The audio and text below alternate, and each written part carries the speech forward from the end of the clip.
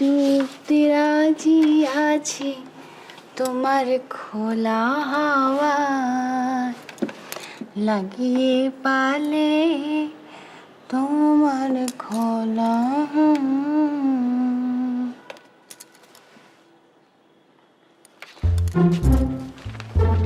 High এখন আবার এসব কি নিয়ে বসলে?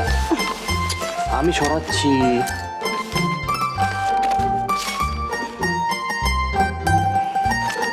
ঘুম পেয়েছে? আমি জানি শাড়ি তোমার খুব দখল গেছে, তো এগুলো সেট করতে হবে ডেট ওয়াইজ। ইন ফিউচার লাগতে পারে as a reference. Check up করাতে হবে তোমার আবার। হসপিটালের কাগজপত্র, ইস বাড়ি এসেও শান্তি নেই।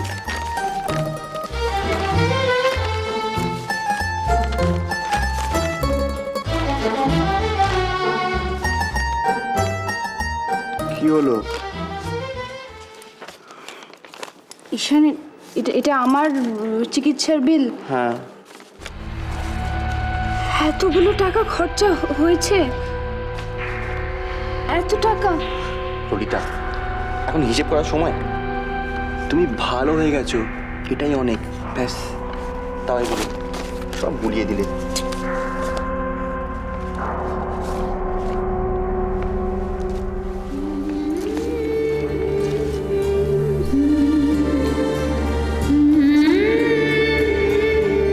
বাবা, কি করে থাকবো আমি এখানে? তুমি নিজেই দেখো, দেখো ঘরে কোথায় কোনো এসি নেই, ঘরে কোনো অ্যাটাচ বাথরুমও নেই, আর গাড়ি তো একটাই, তাও ঈশানের বাবা সেই সকালবেলা নিয়ে বেরিয়ে চলে যায়, সেই সন্ধেবেলা ফেরে। তার মানে কি আমি কোথাও বেরোবো না, সারাদিন বাড়িতে বন্দি থাকবো? না না, হিসেবে আমি এত বড় ভুল করতে পারি না।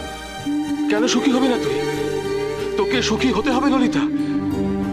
তা না হলে তোর মার কাছে আমি কি জবাব দেবো বলতো? একটু মাথা ঠান্ডা কর মা। এদের বাড়ির সবাই খুব ভালো, এদের বোঝার চেষ্টা কর, ভালোবাসবার চেষ্টা কর। দেবী মা, সব কিছু কত সহজ হয়ে যাবে। তোমার স্যালারি কত? নিশ্চয়ই 6 ফিগার্সের নিচে নয়, তাই না? 6 figure? You mean? I mean 1 lakh টাকা। 1 লাখ টাকার নিচে আজকাল কারো রিকোয়ারমেন্ট পুরো হয় নাকি? আবার কি ভাবছো? তুমি ধার করেছো? হ্যাঁ? এতগুলো টাকা তুমি ধার করেছো? ধার কেন করতে যাব? ঈশান, আমার থেকে লুকিও না, ধার না করলে এতগুলো টাকা আসবে?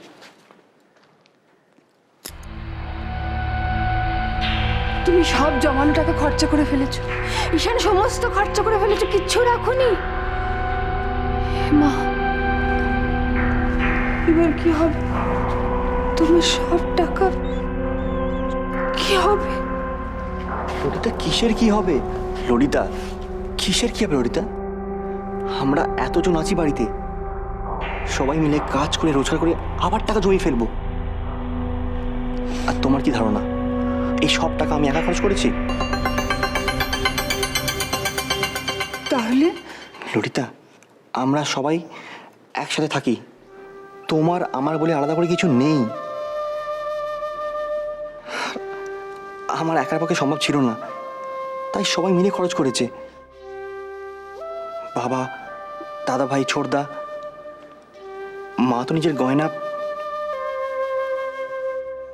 ইশিকার বিয়ের জন্য রাখা গয়নাও চাইছিল বিক্রি করতে, কিন্তু দরকার পড়েনি। সবাই তোমায় খুব ভালোবাসে ললিতা, তুমি সেটা বুঝতে পারছো না? তোমার জীবনের জন্য সবাই সর্বস্ব পণ করতে রাজি হয়েছিল।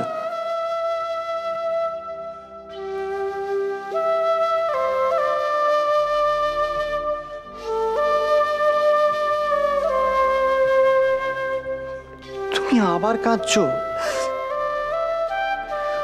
ললিতা, লারির চোখে জল একদম মানায় না। ঈশান, তোমরা আমায় কত ভালোবাসো, আর আমি তোমাদের ছেড়ে, এই বাড়ি ছেড়ে তোমাকে ছেড়ে যাওয়ার কথা বলতাম,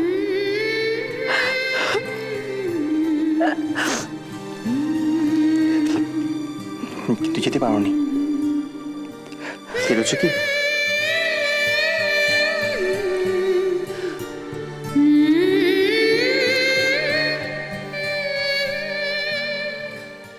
বিদিশা, ললিতা ভালো আছে? ললিতা ভালো আছে বিদিশা? হ্যাঁ, ডাক্তাররা বলেছেন যে ও একেবারে সুস্থ হয়ে গেছে। জানো, ডাক্তাররা নিজেরা বলেছেন যে it's a miracle, it's a miracle, miracle, চমৎকার। হ্যাঁ, আর সবার কাছে তো চমৎকার বটেই। শুধু আমি জানি এই চমৎকার ঘটনাটা কি করে ঘটলো। দূরে চলে গিয়েও তুমি যে মেয়েদের ভালো মন্দ নিয়ে কতটা কনসার্ন, সেটা শুধু আমি জানি বিদিশা, আমি জানি। আমি নিশ্চিত যে তুমি ললিতাকে সুস্থ করে ওকে আমার কাছে ফিরিয়ে দিয়েছ। তুমি ছাড়া আমি এত বড় বিপদটা একা একা সামলাতে পারতাম? Thank you Bidisha, thank you. তুমি তোমার কথা রেখেছ। Thank you, thank you.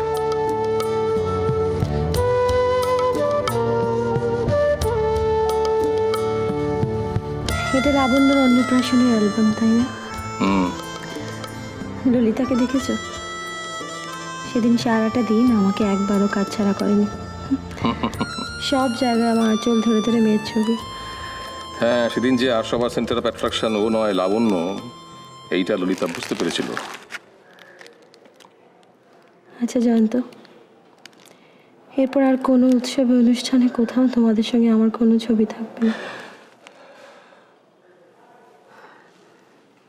জানো? একটা আফসোস নেমে মরব, মেয়ে দুটোকে নিজের চোখে বড় হতে দেখলাম না। আচ্ছা জয়ন্ত, তুমি বলো তো, ওরা কি আমাকে ভুলে যাবে? তাই কখনো হয় নাকি? তুমি ওদের মা, মাকে কি করে কেউ ভুলে যেতে পারে? তুমি থাকবে না বলেই তোমাকে সবসময় মিস করবে ওরা, তোমার কথা সবসময় মনে করবে। জানো, আমার খালি ললিতাকে নিয়ে টেনশন হয়।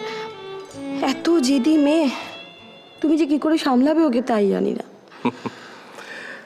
লাবণ্য অন্নপ্রাশনের দিনে বাড়িতে অত লোকজন, অত হইচই, তার মধ্যেও বিকেলবেলা আমাকে ওকে নিয়ে বাজারে বেরোতে হলো।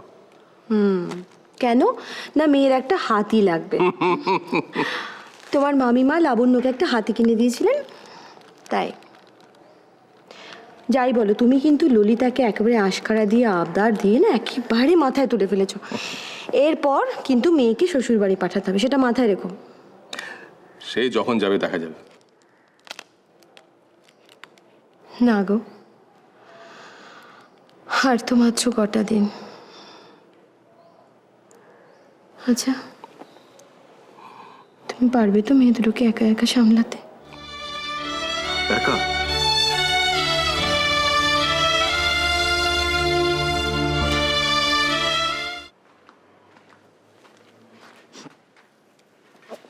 কি আমাদের সবাইকে ছেড়ে যেতে পেরেছো কি?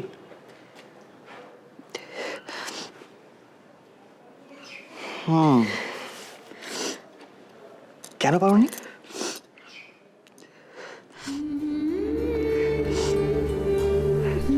কারণ আমি তোমাদের সবাইকে খুব ভালোবেসে ফেলেছি, তাই।